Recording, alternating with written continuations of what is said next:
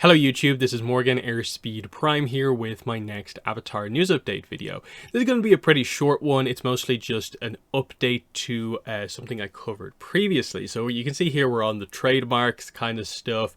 So remember a few days ago I covered the idea that there were these listings that went up for Avatar safe havens, not 7 havens, safe havens. And so there's a bit of discussion about, wait, have they changed the name of the show already, or is this just some trademark shenanigans where I think most people were maybe leaning in the direction of it's just maybe one of the backup titles that they maybe have if they can't fully lock in 7 havens. What seems to have happened is that it's beginning to look like they just made a mistake, like they just filed for the wrong thing, because as of April 2nd, they have seemingly abandoned these filings. Previously, they were listed as kind of pending, but now all 3 of them have been abandoned. Now, they have been replaced. The day before this, they put up new pending filings for Avatar 7 havens. And again, there are 3 of them. So you can see here's the one for clothing, here's the one for toys, and here is the one for entertainment, basically the animation itself. So the timing on this feels particularly notable, just in the sense that they abandoned the previous ones days after it came out publicly, basically, that they had filed these ones. And then they kind of quote-unquote replaced them with the new kind of corrected ones again in the days afterwards. So it kind of feels like, did they just file the wrong thing? Did they make a mistake? Like someone in this process was just like, oh, you want me to file for what? Avatar what havens? Safe havens? Okay, yeah, I'll do that. When actually it was 7 havens. It's so funny if that's the case.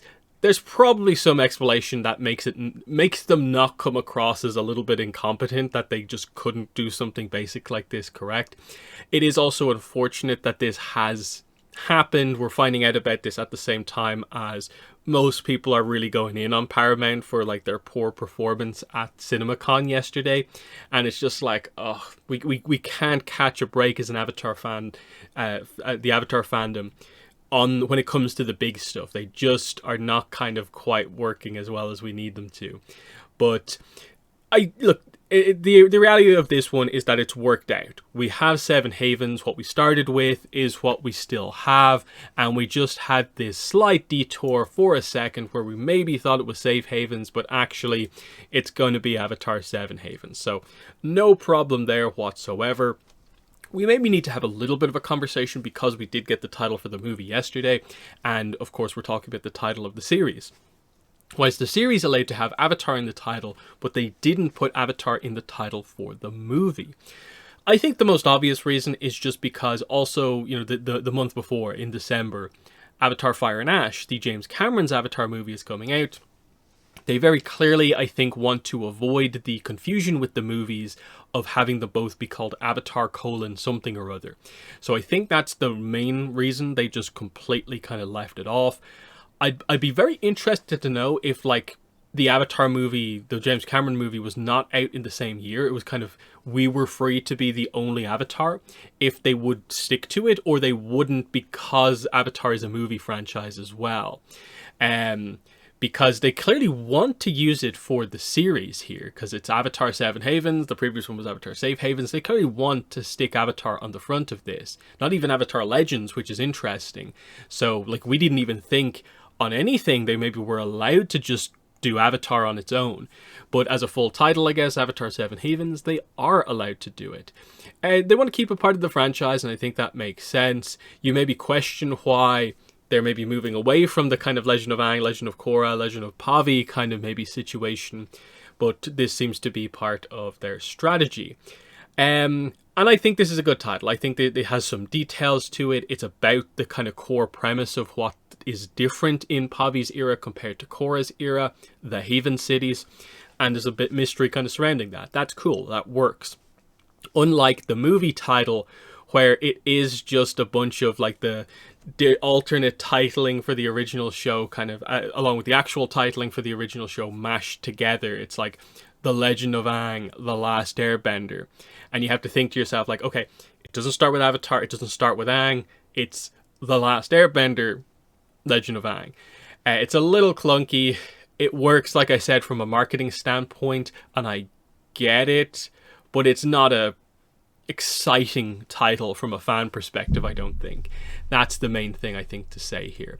But yeah, Avatar 7 Havens, crisis averted, no real confusion here. They just obviously had some administration issues, I guess, getting the right thing actually finalized. And yeah, it seems like, yeah, the funny way to look at this is like, did they really just file for the wrong thing initially? It kind of looks like that.